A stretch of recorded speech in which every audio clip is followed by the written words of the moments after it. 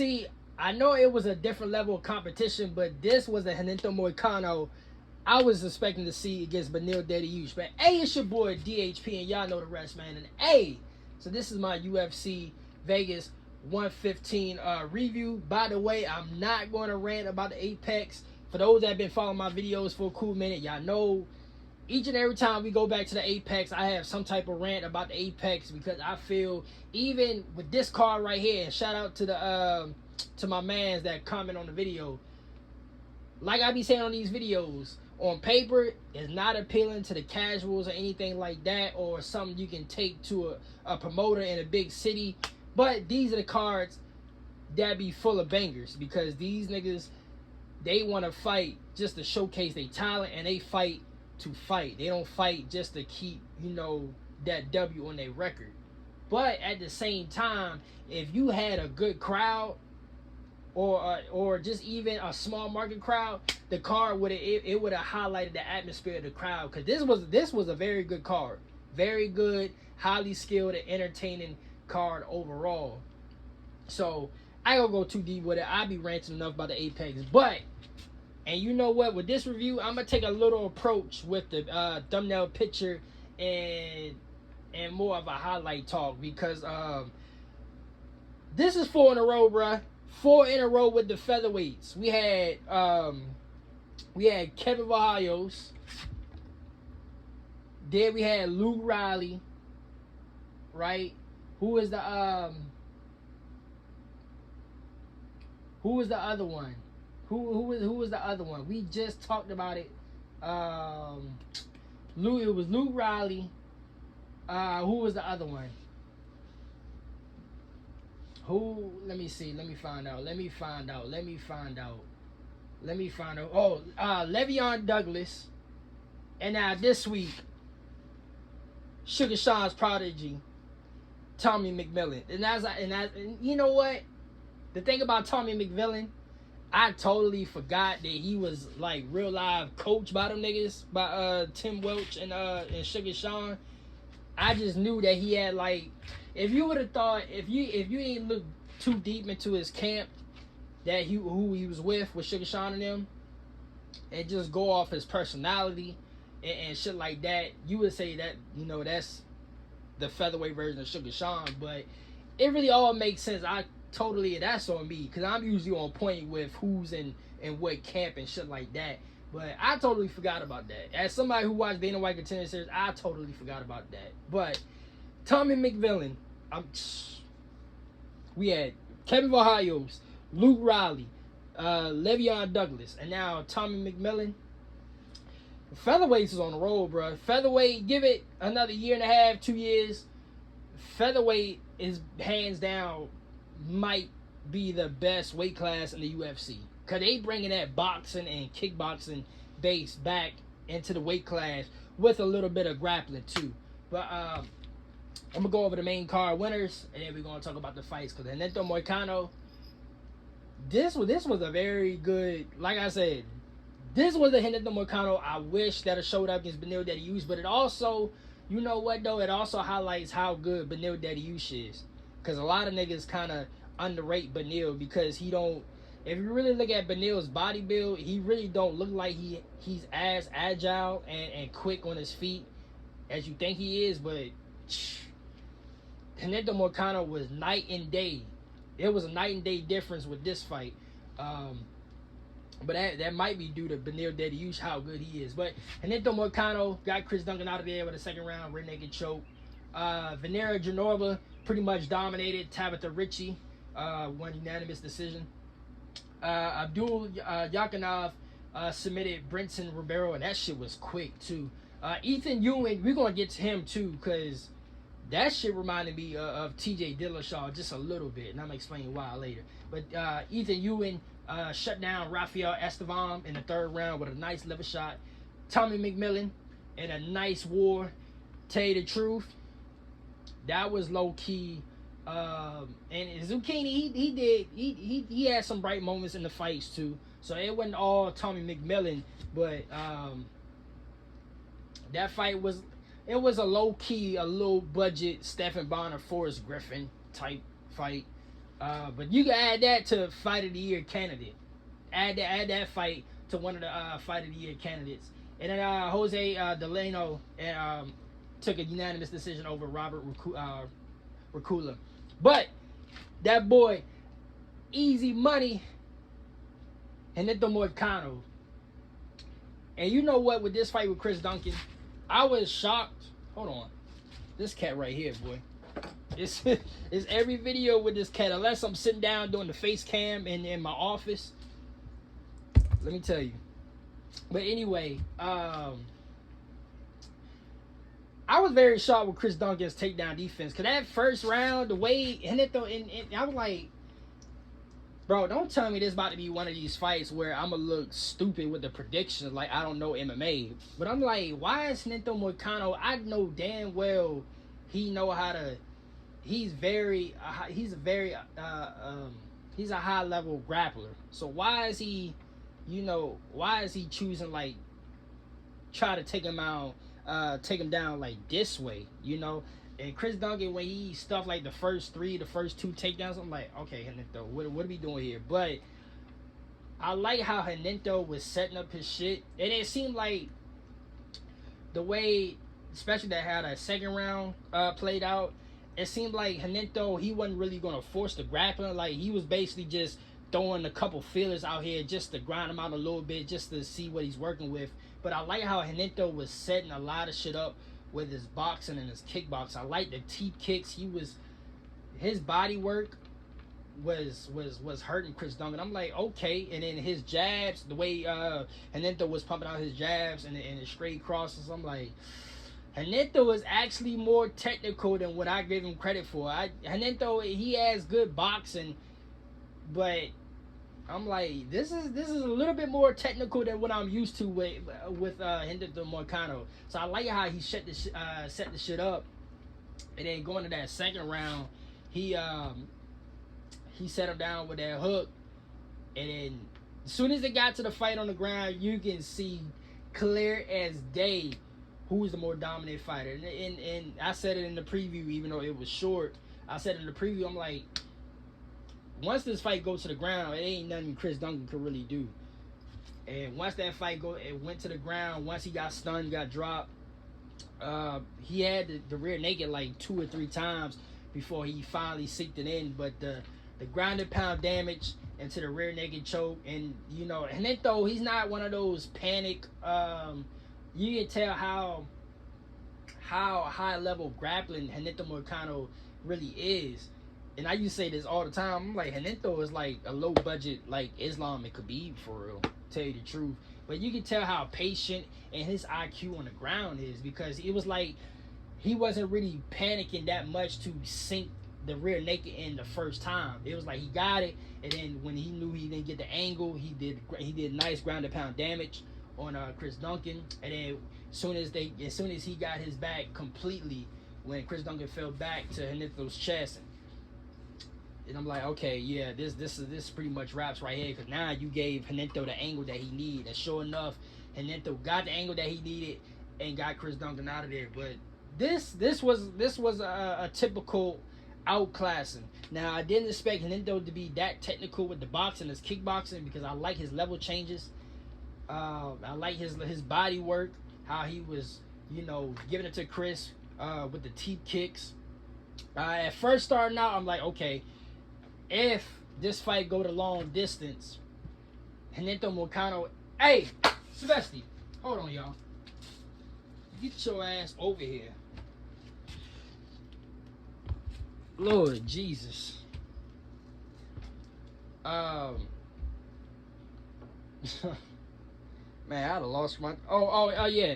I was like, if this fight go to long distance, Henito Moicano, he needed to check those leg kicks. Chris Duncan had a good couple leg kicks in the beginning of the fight. I'm like, okay, Henito, if the fight don't go to how you plan out to be, you gotta check these leg kicks, because if the fight go to long distance, then Chris Duncan may got you where he wants you, because now he can do what he do, and that's box your head off, right? But this fight was a typical like outclassing. Like, Hinento just pretty much outclassed Chris Duncan. It was the first round went Hinento Moicano, but it wasn't like a good decisive, like a dominant round for Hinento. It was more like it was just a standard 10-9. Like there was no debate who won that round, but it wasn't like Hinento like stamped it for real. The second round, that's where I'm like, okay, because Hinento was really, before that even happened, Hinento that first minute or so, Hinento was like piecing them up and shit like that. But yeah, you want to talk about an outclassing, that's what you're supposed to do. That when you have a level or a ranked fighter like Hinento Moicano going against somebody that's not ranked. Now, even though Chris Duncan, I will give him credit, Chris Duncan is a good quality opponent, but he's not, as I said, this man here just keep climbing up to the walls and shit. Hold on, y'all. Chris Duncan, as I said before, Chris Duncan is one of those unranked fighters that we gravitate towards because of his style. But he's not one of those where we say, oh, if he gets on a winning streak, he could be a dangerous top 10 ranked fighter. No, that's not Chris Duncan. So this is what you do when you have somebody of a level of a Hinento Moicano and you have somebody like a Chris Duncan. And then when they had that matchup, a nigga like Hinento Moicano gotta just beat the shit out of somebody like Chris Duncan. Not really beat the shit out of him, but like put a stamp on it. Like, look, like there's levels to the shit. Basically, how we seen the fight last year with Petroyan, or the when did they fight? I forgot what year the fight was. It last year or 2024? But Petroyan and Marcus McGee. Like Marcus McGee at the time when he was on his run, it was looking like Marcus McGee, he could, turn the tables over and upset anybody in that top 5. But then once we got, once that matchup was made with Petroyan, we found out, like, look, there's, Marcus McGee, he's a solid boxer for bantamweight, but there's levels to that boxing shit. And Petroyan just proved why, why he was in the top 3 and why Marcus McGee is ranked number 14th or 13th at the time, I believe. But, yeah. This matchup and what Hinento Moicano showed tonight, this is what you do. This is what you do to somebody like Chris Duncan. And it ain't gonna be always like this, but because I always say there's in majority of these weight classes, especially like middleweight, welterweight, lightweight, and now featherweight, there's a lot of killers that's not even ranked. And that if you give them the right style with a nigga that's like 9th, 10th, 11th, and on ranked, like that bottom half of the top 15 with the right stylistic matchup, these niggas can upset the cards and take their ranking away. As we seen, even though it's a different circumstance, we just seen it with Izzy and Joe Pyfer, But yeah, this is what you do. So, hey, I can't afford to lose. Back in the W column. Now he's about to get we're gonna talk about it more on Monday, and I'm gonna go back to the face cam on Monday, so because Monday is gonna be a little personal one, because I got, after the news I got today with Joshua Van get hurt, that kind of frustrated with that, but it's the nature of the sport, you know what I mean. So we're gonna talk about that. But Hinento Moicano is definitely gonna get a fight to put him on track. As I said in the preview, now with this win, he's going to get a fight, a good quality matchmaking fight that's going to put him on track to get him back to a title shot eventually if he keeps winning. Vanera Janorba and Tabitha Ricci. Again, there's levels to this shit. Tabitha Ricci couldn't stop Janorba takedowns, and Janorba just pretty much just dominated Tabitha Ricci from the first round to the second round to the third round. Ain't really nothing Tabitha really could have did, and you gotta credit to Tabitha's durability and defense, because I feel like Mackenzie Dern would have submitted Tabitha Ricci. Janorba just pretty much, she tried, but she pretty much just dominated her with some, good quality ground and pound strikes and just control. But Janorba, as I said on the preview show, Janorba is like pound for pound, and women's strawweight. she's the top 4 best fighter. Arguably, you can say that she's the 3rd best fighter. Her and Tatiana Suarez can flip a coin on whichever day, on whichever side they wake up on the bed, that day. But ain't really nothing Tabitha Richie can do, and Genova proved why that besides Mackenzie Dern and the other losses that she took, Genova is still a force in that division. So I mean, ain't really much to that. Just she did what she's supposed to, like Hinata Moicano. She did what she's supposed to. Now we got to talk about. I got to look at who they fought in the past, because tell you the truth, and we'll talk about it more on Monday. Don't put it past it that she'll fight somebody like Tatiana Suarez. On to the 3rd fight with and y'all know I'm terrible with these names, bro. I am so terrible with these names. But Dual Rackman Yakinov and Brenson Ribeiro, that was an ass whooping too, and that shit was so damn quick, bro. I'm like, Ribeiro, Lord Jesus, and then and it's funny because my man's, he texted me, he lost the bet on his parlay slips with the significant strikes, and I'm like, after the Henento submitted Chris Duncan, I'm like, yeah, that's because Henento, he was grounding Chris Duncan out before he got his choke. Yakinev, when he had the chance, that first 2 chances he got, that shit, he sunk in that fucking choke so damn quick. I mean, it was a wrap. But yeah, light heavyweight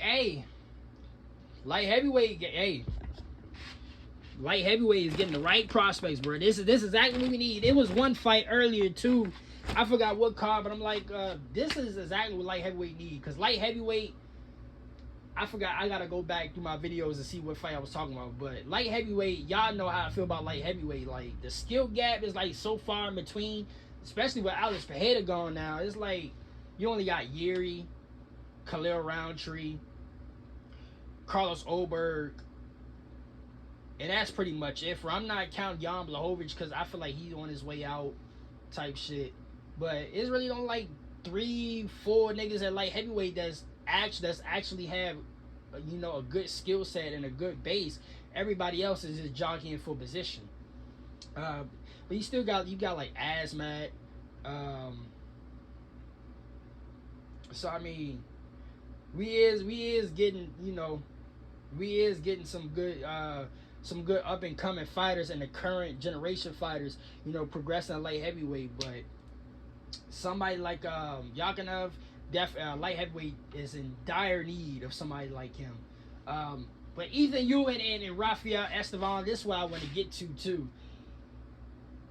With the boxing clinic that Ethan was showcasing in this fight, with the head movement, the level changes with the head strikes, and then the body work, the hooks to the head, the hooks to the body, how he just destroyed Rafael with the boxing, and then sat him down with a nice liver shot, and the fucking boxing was so crisp, and his placement was so nice. Like, y'all niggas gotta understand. Now, granted, I never fought in like real competition, but I have trained growing up before I transitioned to football, and now currently I'm going to my local gyms and shit like that, because I also am trying to be an agent, right? And I am a current agent to a couple amateur fighters locally. But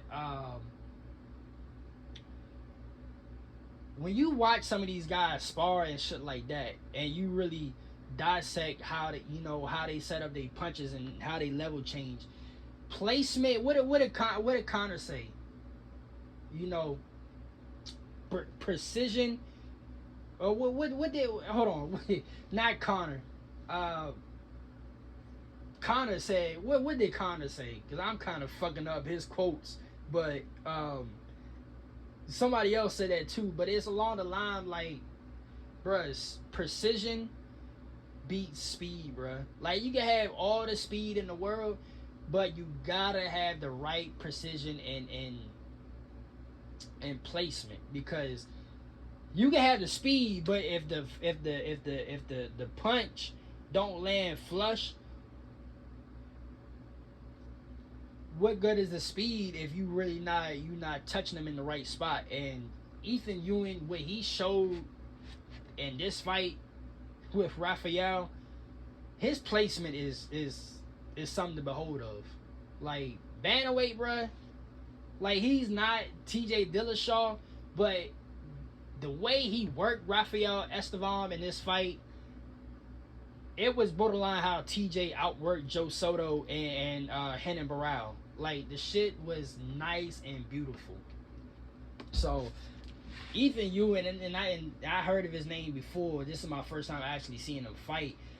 I'm very excited for Ethan Ewing because his boxing, one of the main things that I get excited for with some of these prospects is they grappling IQ, they BJJ and jiu-jitsu, and they're boxing. If you're wrestling, your BJJ, and your boxing is good, we can work with something with that. Anything else we can work with progression in time. But if you have one of those things off the rip and you excel in that, you going somewhere. And Ethan Ewing, his boxing, bro. And we can say it's one of it. Honestly, you could put that up there with Max Holloway. How Max Holloway destroyed Calvin Kattar. You could put that up there, honestly. But just because Ethan is in bantamweight, it just reminded me of watching T.J. Dillashaw just outwork Joe Soto and Renan Barão. But I'm very excited for the future of Ethan Ewing. And then Tommy Mcmillen, Sugar Sean Jr., Sugar Sean Prodigy. Hey, now there's some things that he need to clean up, especially with time. Cause let's be honest, he's gonna progress in the rankings. Like, don't get it fucked up. He's gonna get progressed in the rankings. We're gonna see him inside the top 15 by either the end of the year or mid next year. But with that, there's some things that he gotta clean up. But he can fight that type of style if he got the cardio, because he's more like a wilder. He has, and I say this a lot because a lot of these niggas remind me of Carlos Condit, but he's like Carlos Condit, Justin Gaethje, and Max Holloway mixed into one. He just got Sugar Sean's personality and build. But if he has the cardio to back up that style, he could be seriously dangerous. Now, he's going to run into a problem because both of these niggas, and I said at the beginning of the top of the video, Zucchini had his moments in there. Like, credit to Tommy's chin. Both of their chins, actually. They was both giving it back and forth with the looping hooks and the body shots. But that knee was the end game for Zucchini. Because once Tommy rocked him, had him against the cage, and he kneed him, that was all she wrote. But for Tommy, and I'm very excited for this nigga, honestly. Like, he can make some noise at featherweight, and like I said, 4 weeks in a row, featherweight is hands down, mark my words, featherweight hands down is going to be the best weight class in the next 2 years. Guarantee you. Because you got somebody like Kevin Vajayos, you got Luke Riley, especially, and then you want to talk about in today's UFC climate with the personalities and shit like that, Tommy McMillan and Luke Riley, both of them niggas combined is going to put featherweight on the map. But you already got an international star in Kevin Vajayos, who's kind of like, you could kind of say he's like the low budget Ilya Taporia because of his boxing, and he's international. But what Tommy going to run into, and hopefully he cleans this shit up, is you can't be that sloppy and wild with everybody.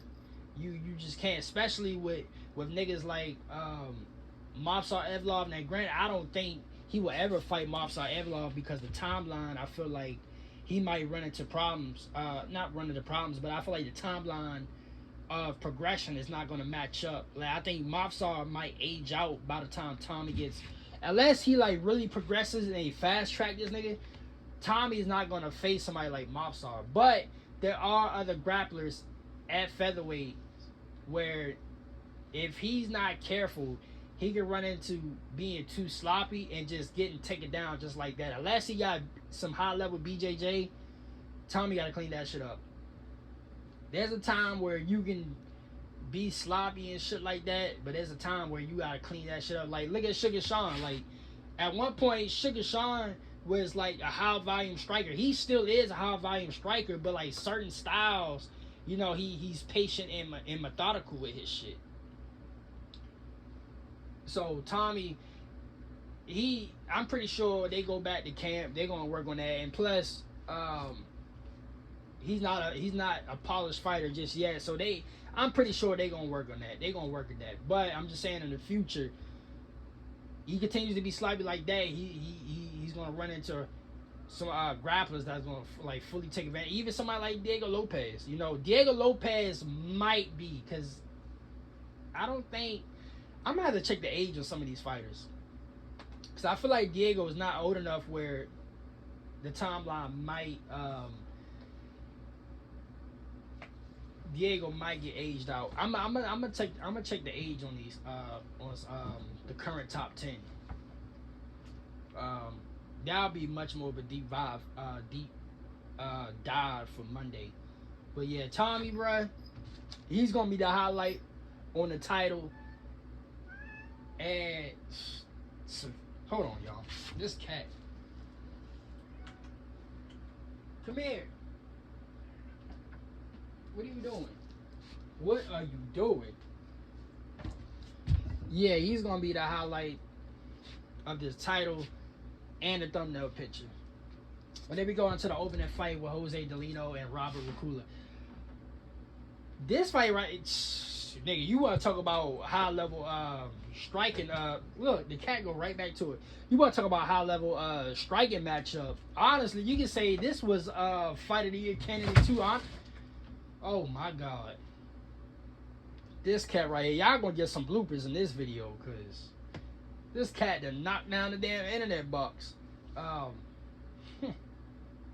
yeah, this fight, both of them was doing some nice kickboxing. Both had some nice body work, body kicks. You can tell both of them, you know, is good at kickboxing. But Jose just had better clean, and he had better, cleaner, more crisp boxing. And once Jose, you know, he settled in and he found the rhythm of Robert, because Robert is really, tell you the truth, Robert was really only looking for one thing. He was looking for heavy damage to the body and spinning shit. And once Jose, you know, found his rhythm and found out what Robert wanted to do, Robert, he got outclassed boxing wise. Now kickboxing wise, it was both kind of even, but Robert, he was being too one-dimensional. After that first round, Robert was just being too one-dimensional. But there's another one right here, because this fight right here was a featherweight. And this is what I'm saying. Like, featherweight, that kickboxing and boxing base is coming right back to it. The Jose Aldo days, where it was like a lot of niggas were like boxing and kickboxing, and then you had the outlier grapplers. It's going back to that era. Then, you know, when Conor McGregor came up and shit like that, and Conor was like a kickboxing karate type hybrid. So yeah, it's going back to that era a little with these up and comers. But yeah, Jose, he was just the better crisp boxer going into that second or third round. So, but I like how both of them were striking. It's just Robert, he got to be more dimensional with his striking, because you can tell, like, even just a regular average fan could tell that Robert was only looking for one thing, because he kept doing it over and over. You know, he wasn't really, after that first round, he wasn't really setting anything else up but the fucking spinning wheel kick to the body and the spinning back fist. But yeah, this card was amazing, bruh. This card was amazing. Other than, I guess you could say Janorba was like the worst fight on the card, just because you kind of expected it. But other than that, this card like I said, it's another one of these cards where on paper it don't look good, but these be the fights that turn out to be a banger ass card. But yeah, man, that boy Nento Marcano, he's back to it now. Tell you the truth, just to give you a little sneak peek to Monday, I might just say fuck it. Go ahead and run the rematch back, bruh. Henito Moicano and Beneil Dariush. Go ahead and run the rematch back. I think Henito Moicano, with the boxing that Henito got now, yeah, I think he's ready for Beneil again. But this concludes the review, UFC Vegas 115. So until my next video on Monday, the weekend recap, because yeah, we got a lot of shit to talk about. I'll holler at y'all niggas later, man.